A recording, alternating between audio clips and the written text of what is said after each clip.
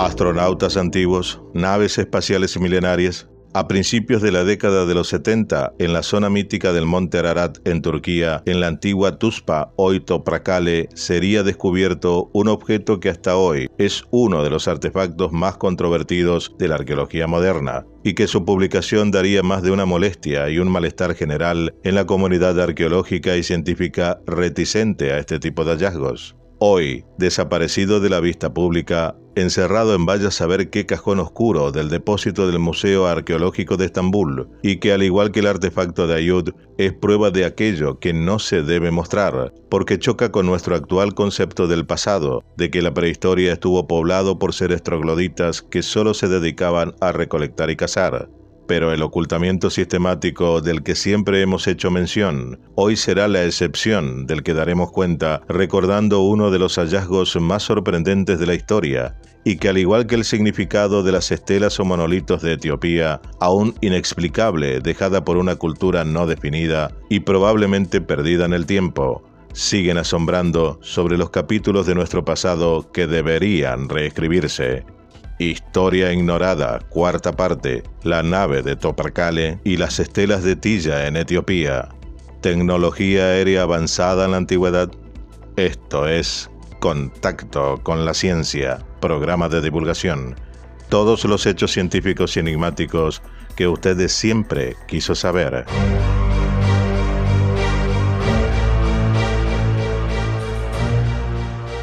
Conservada en Estambul, en el Museo de Arqueología y por un tiempo oculto para el público, ya que el museo tuvo miedo de mostrarlo por cómo se parecía mucho a una nave espacial. Pensaron que era una falsificación, pero más tarde se demostró que es auténtica. Dicho objeto aparecía en un pequeño artículo escrito por el ingeniero esloveno Igor Likar, en el número 2 del volumen 23 de mayo a junio de 1996, de la publicación Ancient Skies de la Ancient Astronaut Society, donde el autor hacía mención a una noticia anterior, aparecida el 29 de noviembre de 1995, en el Sloven News Magazine, en el que se hablaba sobre la existencia de una pieza arqueológica de unos 3000 años de antigüedad, depositada en el Museo Arqueológico de Estambul, en Turquía. La figura de unos 23 centímetros de largo, 9,5 de alto y 8 de ancho, no daba lugar a ninguna clase de dudas sobre lo que representaba, ni excusas a posibles interpretaciones que no fuesen lo que los ojos de su observador apreciaban en un primer momento: la clara e inconfundible figura de un cohete con el extremo delantero en forma de cono, dotado de toberas de expulsión de gases en la parte superior y, por si fuera poco, con una cabina en la parte central, en la que se emplazaba la figura de un tripulante o piloto al que solo le faltaba la cabeza, probablemente perdida en algún golpe al ser la parte que más sobresalía de todo el conjunto. El piloto vestía un traje de una sola pieza con formas acanaladas y permanecía con las piernas dobladas sobre el pecho, apreciándose incluso que va equipado con botas. Ahora, inmediatamente surge la pregunta obligada de siempre: ¿cómo es posible que hace 3000 años alguien representase un objeto de estas características? No era posible. Demasiado evidente, incluso para los negacionistas o para el más necio de los científicos ortodoxos. La prueba estaba a la vista y sin lugar a dudas. La prueba definitiva de la existencia de tecnología espacial hace miles de años. Pero, ¿era real o un invento moderno? En el artículo del Ancient Skies se confirmaban que dicho objeto era una falsificación y que si bien figuraba entre los depósitos del museo, este no estaba expuesto al público. Evidentemente, excepto error o metedura de pata de los responsables de un museo, los objetos falsificados no suelen exponerse, pero ¿a qué se refería con el término falsificación? ¿Cómo puede haber una falsificación de un cohete espacial en un museo de arqueología? Pasado algún tiempo y buscando más información sobre tan sorprendente objeto, se pudo comprobar la casi inexistente falta de noticias referente a él. Solo alguna mención no muy fiable sobre su hallazgo en las inmediaciones del lago Van, próximo al mítico Monte Ararat, durante unas excavaciones en las ruinas de la antigua capital del reino de Urartu, la ciudad de Tuzla. No era más que una burda y simple falsificación, sin valor arqueológico alguno, un típico bulo o hoax de los que gusta seguir a charlatanes del mundo paranormal o a gente demasiado crédula. Ahora bien, no explicaban qué hacía una burda y simple falsificación en un museo tan importante. La revista alemana Magazine 2000 publicaba en 1994 que habían podido ver en persona la nave de Tropakale, si bien esta no se encontraba expuesta porque, según palabras de los responsables del Museo Arqueológico de Estambul, no reflejaba el estilo de la época en la cual se suponía había sido encontrada, y por tanto solo cabía suponer que el objeto en cuestión no era más que el producto de algún bromista. Sorprendentemente, según confesaron a los periodistas alemanes estos mismos responsables, el objeto fue confiscado por la policía de aduanas turca a un turista que pretendía sacarlo del país y depositado posteriormente por las autoridades en el museo. Y se dice posteriormente, porque según la ley, como es lógico, está terminantemente prohibido la exportación de antigüedades, con lo cual alguien tuvo que considerar una antigüedad la figura de un cohete espacial, y no solo eso, sino que luego los mismos responsables del museo, en vez de darle una patada o tirarlo a la basura, lo aceptaron en el depósito. ¿Se entiende hasta ahora qué pasa con esto? Es de imaginar la cara del turista al que le expropiaron la figurita de un cohete por atentar contra el patrimonio cultural de Turquía. El caso del astronauta sin cabeza. Con este título, del caso del astronauta sin cabeza, el recordado Zecharia Sitchin plasmaba en su libro Las expediciones de crónicas de la Tierra la extraña y rocambolesca historia de la nave de Tropakale. En dicha obra, el autor menciona las afirmaciones de la publicación alemana Magazine 2000 y tiempo después otra publicación alemana, Gral, profundizaba en el mismo caso, arrojando nuevos datos y desmintiendo la procedencia del objeto como parte de una confiscación a un turista extranjero. Firmada por el Dr. Esin Eren del Museo Arqueológico de Estambul, fue publicada una misiva suya en la que se afirmaba que el objeto en disputa era una figura muy ligera, hecha de escayola y polvo de mármol, que un comerciante de antigüedades trató de vender al museo en el año 1973, pero que cuando se dio cuenta que no era más que una falsificación, no pidió que se le devolviera, dejándola allí abandonada. El argumento era claro, saltaba a la vista. Aquel objeto no podía ser auténtico porque solo los tontos creen en astronautas en la antigüedad. ¿Por qué habían mentido inicialmente a los periodistas de Magazine 2000? ¿Qué garantías había ahora de que no lo estuvieran haciendo? Todas estas noticias y el hecho de que el museo siguiese manteniendo este objeto para tontos animó al propio Sitchin a visitar el museo en Estambul y ver con sus propios ojos la nave de Tropakale. Así, de esta manera, y no sin ciertas trabas y dificultades, explicado en su libro, logró de la propia mano del director del museo, el Dr. Alpay Pasinli, apreciar y observar el objeto en sus manos. Tras el rápido análisis que Sitchin pudo hacer del objeto y del que incluso consiguió hacer alguna fotografía, pese a la prohibición inicial, bajo la condición de no aparecer el propio Sitchin, retratado junto a la nave de Tropakale, el Dr. Alpay Pasinli preguntó qué le había parecido, a lo que Sitchin respondió: tiene el aspecto y da la sensación de estar hecho de algún material poroso, algún tipo de piedra de poco peso, pero no parece escayola.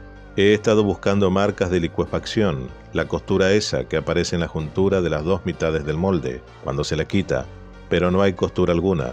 Los surcos que se ven en el objeto forman parte del diseño. Si se hubiera hecho con escayola y se hubiera pintado por fuera, se vería blanca la fractura donde estuvo la cabeza. Sin embargo, ese color pardo amarillento lo cubre todo. Es el color natural de la piedra utilizada, afirmaría Zecharia Sitchin. Después de escuchar su exposición, el Dr. Alpay Pasinli preguntó de nuevo: ¿quiere decir usted que este objeto es auténtico? A lo que Sitchin respondió: ambos sabemos que sin saber cuándo, dónde y quién descubrió el objeto, cualquier objeto arqueológico, nadie podría dar fe de su autenticidad. Después de todo, podría ser una falsificación, diría Zecharia. Pero ¿quién iba a falsificar un objeto volador que no se parece a nada de lo visto en tiempos modernos, ni en la realidad, ni como juguete? Este objeto está por ahí desde la década de los 70, diría. ¿Quién pudo tener un juguete de plástico que le sirviera como modelo entonces?, afirmaría el divulgador. Como menciona la revista británica Fortune Times en el número de octubre-noviembre de 1993, en el artículo de portada en Ancient Space Module, se lee que este objeto fue desenterrado en la ciudad de Toprakale, conocida en la antigüedad como Tuspa, y se cree que tiene 3000 años. Para el ojo moderno, parece representar una nave espacial de un solo asiento, sin la cabeza del piloto. Finaliza el texto. Haciendo un rápido recuento de los elementos de los que disponemos sobre su hallazgo, es decir, una datación histórica que ronda el año 1000 a.C. y el sitio de la antigua Tuspa, es necesario reflexionar sobre un hecho histórico religioso por todos conocido, la leyenda del Arca de Noé. Tuspa, capital del reino de Urartu, más conocida por los antiguos como Ararat, floreció a orillas del lago Van, al pie del majestuoso monte Ararat. Basándose en los escritos cuneiformes encontrados en la región de Urartu, podemos decir que la civilización que reinó en la zona era de ascendencia sumeria. Precisamente, de los célebres textos religiosos podemos saber que, hablando del diluvio universal, se describen detalladamente los continuos desembarcos de los Anunnaki en el monte Ararat, identificados como dioses del espacio, que orbitaron el planeta durante años, a lo largo del ciclo de inundaciones. A estas alturas podría tener sentido encontrar un artefacto de estas características casualmente y precisamente en las zonas meticulosamente descritas por los antiguos sumerios. El artefacto fue trasladado con curiosa urgencia y celosamente, dejando temporalmente de lado el fascinante misterio de la representación de la estatuilla en sí.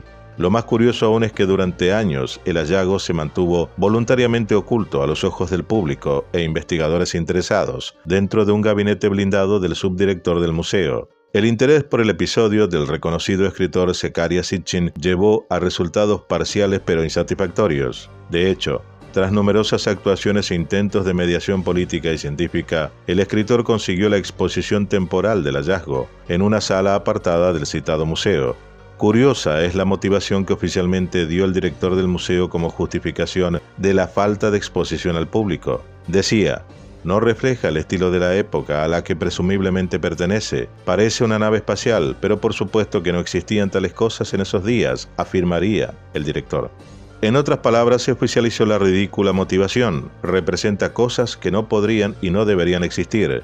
Como se mencionó durante la descripción del hallazgo, el astronauta de Estambul está decapitado no solo de la cabeza, sino también de la parte superior de la nave espacial en la que se encuentra. Para los iniciados, la imagen del astronauta de Estambul puede despertar cierta familiaridad, un déjà vu diríamos, en México. Llanura de Tula, Museo Local de Arqueología Precolombina. Allí, un antiguo bajorrelieve sobre una columna de piedra esconde un detalle sorprendentemente misterioso. En la parte superior izquierda de la columna es posible observar un humanoide, acurrucado en una posición perfectamente coincidente con el hallazgo de Tuspa, a miles de kilómetros de allí, inserto en el mismo contexto volador, pero afortunadamente en esta ocasión con cabeza y casco. Antigua Toyán, capital de los toltecas, civilización precolombina centroamericana que habitaron precisamente en la península de Yucatán en México, alrededor del año 300 a.C., civilización aparentemente desvinculada de las poblaciones del viejo continente según la historiografía oficial. Superponiendo la imagen de Tula con el hallazgo decapitado de Tuspa, lo que se ve es realmente asombroso y no se puede creer. Además de probar la existencia de civilizaciones no terrestres emparentadas y activas en nuestro planeta en la antigüedad, este hallazgo, como tantos otros, también trastornó la concepción histórica sobre los vínculos y relaciones entre las civilizaciones del mundo arcaico. Pero lamentablemente la idea de poder reescribir capítulos enteros sobre nuestra historia y nuestro génesis es algo muy poco acogido por muchos. Por esta razón, después de que la representación superpuesta de las imágenes llamara la atención de las autoridades de Estambul, el artefacto fue retirado oficialmente del tablón de anuncios público y devuelto a las cajas oscuras y fuertes del Museo Arqueológico Turco. Cerca de Addis Abeba, en la región de Sodo, se extiende un campo que no se parece a ningún otro, con estelas cuyo origen aún no está muy claro. En el lugar también fue descubierto un cementerio con restos enterrados en posición de plegaria, el denominado sitio arqueológico de Tilla. Lo han catalogado de un complejo funerario protohistórico, pero podría ser algo más. Hasta ahora es uno de los grupos de estelas más importantes de los más de 160 descubiertos en el distrito de Sodo, en el Estado Federado de las Nacionalidades y Pueblos del sur de Etiopía. Como decíamos, se encuentra cerca de la ciudad de Tilla y contiene 36 monumentos, de los cuales 32 son estelas grabadas con símbolos que no han sido descifrados. Las estelas de 1 a 5 metros de altura y diferentes formas están alineadas en dirección norte-noroeste, a lo largo de 45 metros. Las tres últimas se encuentran en el mismo alineamiento, pero separadas 60 metros de las demás. El grabado de una de ellas es una figura antropomorfa, pero no es lo único que llama la atención. Alrededor de las estelas también se han hallado varias tumbas. Las estelas se han fechado entre los siglos XIV y XVI, y algunos autores las relacionan con el reino etíope axumita, aunque estos poblaron la región mucho antes, entre los siglos I y VII de nuestra era, por lo que aún se desconoce el origen preciso de todo el complejo y sobre todo la creación y significado de dichas estelas. Y a pesar de todo este desconocimiento, fue declarado Patrimonio de la Humanidad en 1980 con el solo título de Gran Complejo Funerario Protohistórico, sin tomarse demasiado molestias para saber fehacientemente el significado del lugar. El sitio contiene 36 monumentos, incluyendo 32 estelas talladas cubiertas de símbolos, la mayoría de los cuales son difíciles de descifrar. Serían los restos de una antigua cultura de Etiopía, desconocida, cuya edad aún no se ha determinado con precisión. Es uno de los más importantes sitios arqueológicos de los cerca de 160 descubiertos hasta ahora en la región de Sodo. Los monolitos tallados varían en tamaño, desde 1 metro hasta 5 metros. Sus formas presentan composiciones figurativas, antropomorfas, semiesféricas o cónicas y monolitos simples. En la zona norte se encuentran estelas con representación de especies de espadas, asociadas a símbolos enigmáticos y figuras humanas. Y decimos especies de supuestas espadas porque a pesar de que son similares, el puño de todas es muy pequeño para sostenerla. En el caso de que fuese una espada, una hoja de doble filo tan grande, o tal vez eran solo puntas de lanzas, o quizás algo más del que nadie se atreve aún a declarar. Pero lo que más nos sorprende es la similitud con otra estela, pero en otra parte del mundo, Galicia, España. El Castriño de Conxo, ubicado en el Monte Piquiño de La Coruña, es un yacimiento arqueológico compuesto por un castro prerromano aún no estudiado, y en él una roca cuya superficie contiene una serie de grabados conocidos como petroglifos, y en ellos la supuesta espada que vimos en Etiopía. Y todas las preguntas incontestables son pronunciadas en un solo instante. ¿Quiénes las realizaron? ¿La misma civilización que habitó África lo hizo también en España? O cuando se tenga una certeza de la datación, es probable que en la época en que fueron hechos el continente africano estuviera unido al europeo y pertenezcan a la misma población en una época pretérita de la Tierra. ¿Qué representaban? ¿Armas? Y si no es así, al igual que otras representaciones sobre estelas similares, sean la interpretación de lo que ellos veían y no comprendían. La famosa teoría de los antiguos astronautas aquí cobraría un nuevo significado. Tantas coincidencias nos abruman, y al estar estos lugares aún sin investigar, nos permite lo del famoso libre albedrío, interpretar lo que vemos. Distintas civilizaciones han escrito sobre la visita de seres de otros mundos en épocas pretéritas, y de sus portentosos e increíbles carros voladores, y es muy probable que estas visitas hayan quedado plasmadas en esculturas pequeñas o grandes, o en geoglifos, monolitos y estelas. Se acusa que el inconsciente colectivo tiene mucho que ver con las apariciones de los ovnis, cuando hoy existen más pruebas de las necesarias que no es la fantasía de la gente, sino reales y dejan secuelas. Otros denominan pareidolia a las formas que cada uno interpreta a su manera. Se podría catalogar de esto a los descubrimientos de la nave de Toprakale, las estelas de Tilla y la de Conxo. Al no haber una investigación seria sobre lo que hoy hemos visto y oído, creemos enfrentarnos a la más enigmática y misteriosa forma que en el pasado seres que habitaron esos inhóspitos lugares quisieron plasmar sus visiones y que a falta de elementos solo atinaron a grabarlos tal y como lo vieron. Del significado se ocuparían otros, y de los cuales aún las respuestas, como en tantos otros casos, brillan por su ausencia, lo que los convierte en enigmas de una historia ignorada que todavía desconocemos. Esto fue Contacto con la Ciencia, programa de divulgación. Todos los hechos científicos y enigmáticos que usted siempre quiso saber. Dale like, suscríbete, aporta y comparte.